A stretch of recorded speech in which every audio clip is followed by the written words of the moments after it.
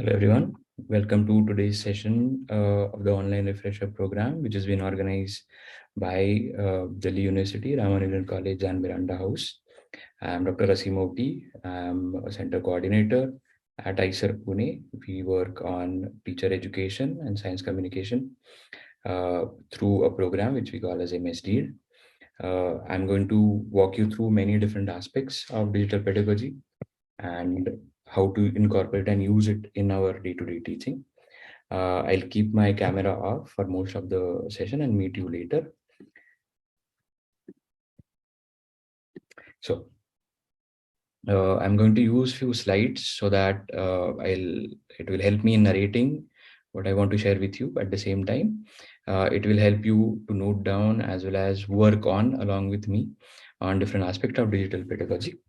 The topic I have chosen is by keeping in mind, you all must be aware of what is digital pedagogy or must be using it, but perhaps not aware of this is called as digital pedagogy. My focus today especially will be on digital pedagogy with respect to teaching molecular biology topics, how to develop different strategies and tools for educators in teaching that. I'll just walk you through what is going to happen in these few sessions. I'll try to uncover instead of cover different aspects of digital pedagogy. First and foremost, what is digital pedagogy or sometimes called as digital andragogy? Uh, Basically, we'll talk about what is this approach to address different needs of the 21st century learner, uh, where it will help us to use digital aspects and different online tools in teaching, especially molecular biology. At the same time, we'll also touch upon different aspects of molecular biology that has been introduced to various curricula of all life science subjects at undergraduate as well as postgraduate level. And as teachers, how much are we aware of different tools and strategies that we should incorporate while teaching using digital resources? We'll talk about that initially. Then we'll spend some time on establishing different strategies for blending. Mind you, blending and not just using one type, but blending different digital as well as real world resources in teaching effectively the topics that we wish to teach. Here, mainly focus on molecular biology. Uh, I hope these sessions will help you orienting our ways of teaching that fits the learner needs in our classroom, as well as I hope this will refresh understandings and approaches that you already have in your mind, and perhaps add few more resources in your resource package. And at the same time, those teachers who are new to these particular ways of teaching hope to build their capacities as teachers, and of course then through these teachers, their learners, in using digital tools to understand molecular biology topics better. uh, and at the end, of course, I'll share a few website and online offline tools that are freely available to everybody, and I and few of my colleagues have been using them to teach different topics in life sciences. Here, my focus will be, of course, more than just sharing this information about different website and tools, which you can anyways get on YouTube and other open platforms. But the focus will be on using them and converting them and adapting ourselves to more hands-on, minds-on approach in teaching these topics. At the same time, I'll of course demonstrate few available resources for our participants' benefit. Going ahead, there are three main aspects of which are at the core of digital pedagogy. First and foremost is, of course, the content of the subject matter that you wish to deliver to your students. It is more of being a facilitator. This is what I'll focus on instead of being just a teacher, in sharing and helping your students to develop their own factual knowledge and competencies in the topic, in the field that you are working on. The second aspect of digital pedagogy is the technology that mainly encompasses modern technologies using computers, internet, digital videos, uh, other commonplace technologies which are available, that mind you also includes simple things that even our teachers were using. There is blackboard over a projectors and certainly books. They are also called as technology per se. And of course, the last aspect, which is at the core of this, is pedagogy: how to teach, how to convey, how to facilitate learning. Uh, these, of course, encompass different practices, process, strategies, procedures, and methods. There is no right or wrong method that I wish to share. Rather, I wish to help you develop your own methods to teaching molecular biology to your students. Those students can be of zoology, botany, biotechnology, microbiology, bioinformatics, or any other life science subject.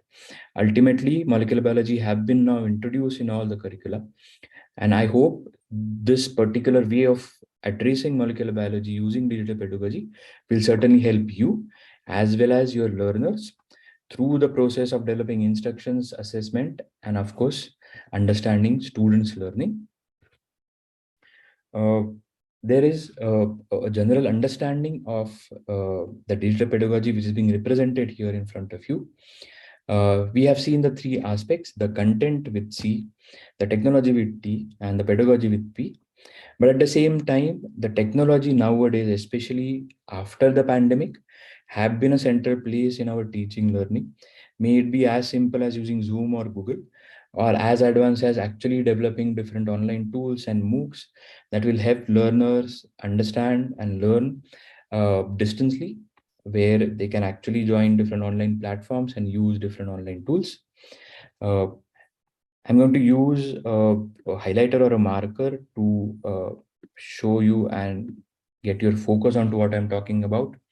So first and foremost is the TPAC principle, which is basically technology, pedagogical, content knowledge that we hope to develop through this program for our teachers and of course through teachers in our students.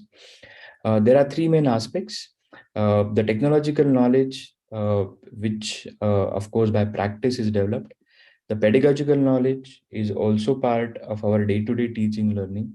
Some of us perhaps have done our B.Ed and M.Ed degrees, but there is no technical degree that higher education teacher has to get to teach a particular subject. So then I'm also going to talk about few pedagogical methods that are essential for all us of our undergraduate teachers to know. And of course, the content knowledge in which we are all experts are. Uh, so when these three main domains interact, of course, the interaction result in different combinations of skills and competencies that a teacher can develop. The TPK intersect talks about use of technology, pedagogical knowledge. The TCK intersect talks about technological content knowledge. And the third intersect talks about pedagogical content knowledge. Our idea is to find this central golden center, which talks about and helps us use all these aspects of technology, pedagogy, and content knowledge to make our teaching learning more effective. This is especially important in case of teaching molecular biology. The challenges that molecular biology topics actually present, you are perhaps aware of, and we'll also learn through different examples going ahead. So now I'm going to discuss for some time how our approach as a teacher should be, especially when we want to teach science to science students using digital pedagogy. Now, what you're looking at are different photos. Some of them you also already must have recognized. So the idea is we learn the skills by doing what we wish to learn. For example, a brilliant cricketer actually plays on ground, practices for hours, and develops the skills. A maestro, of course, has to learn by playing the instrument and not just reading the books about the instruments. A farmer's kid, of course, learns by farming with their parents or relatives going in the farm. And a dancer, of course, gets the skills and the competencies in dancing by actually physically doing the work and learning the dance by the group. But if you see the last image, the question is, who is this? Which student is this? Fortunately, this is our science students nowadays who learn science by reading instead of doing. I'm going to present a case to you for understanding how teaching learning of science is happening for past few years. The national education policy intends to change this, but the reality for past few years has been the goal of scientific research and current pedagogical practice are not aligned, unfortunately. The courses are designed to present established understanding, but the courses and the curricula are not designed to promote inquiry and discovery, which actually becomes the core of teaching and learning science. And third aspect, where of course assessment, rather instead of assessment, evaluation comes in, is focusing on what is being learned by students, uh, is to gauge the correctness of stated information rather than giving open and creative opportunities for the learners to practice. Now, if this is the case, this is not how science teaching learning should happen. So how should it happen? Teaching sciences to science students should mirror the process of doing science. Now, this is where digital pedagogy has the great power of actually being helpful to our teachers. See, this process of scientific inquiry has few established steps. Of course, it is not limited to these steps, but the main steps I'm highlighting here is, of course, talking about and doing variety of complex methods to solve a problem. We later call it a problem solving approach. We, of course, through the process of inquiry, do various experiments, try to identify different variables, their effects, and the result that come out of it. And based on the result, we try to form a conclusion that perhaps will help support our hypothesis or reject the given hypothesis. And at the end, we of course want to share our understanding and knowledge that is being developed through the process of scientific inquiry with our colleagues and the world. And when it gets accepted, ultimately it contributes to the major domain of scientific research, which is at the world stage. If this is the process of science, especially now if you're talking about life sciences, we all agree that we have been using these methods mainly in labs or in our own research. But then if our students are our life science students, then they should also understand this process in day-to-day teaching learning. For that, I'm going to build again a case by using a research that has been done a few years back on how people learn. All our students enter our class with some preconception about how the world works. As teachers, we have to engage those preconceptions. If we don't engage these conceptions and information, it may result in completely wrong understanding of the subject by the student. At the same time, it may also promote misunderstandings that perhaps will not be beneficial going ahead. As students, as we just discussed, if inquiry is the core of life science teaching, to develop this competency in students, they must gain or have a deep factual knowledge, foundational knowledge of our subject that all of us actually use in our classroom. At the same time, they must understand the facts and ideas in the context of the conceptual framework of the topic that we are teaching. And when that happens, they also must organize the knowledge in ways that facilitate retrieval and application when the time comes. And the third aspect is a major aspect which is forgotten many a times is metacognition, thinking about what I or one thinks. This approach to instruction can help students learn to take control of their own learning, which is very important, by defining the learning goals and monitoring the progress. Now, if this is how people learn more effectively, and let us say our life science students learn molecular biology effectively, then what should happen in classrooms? Here are possible solutions. We should probe student preconception often in class. We should help our student identify the conditions under which these concepts and strategies can be applied to various contexts.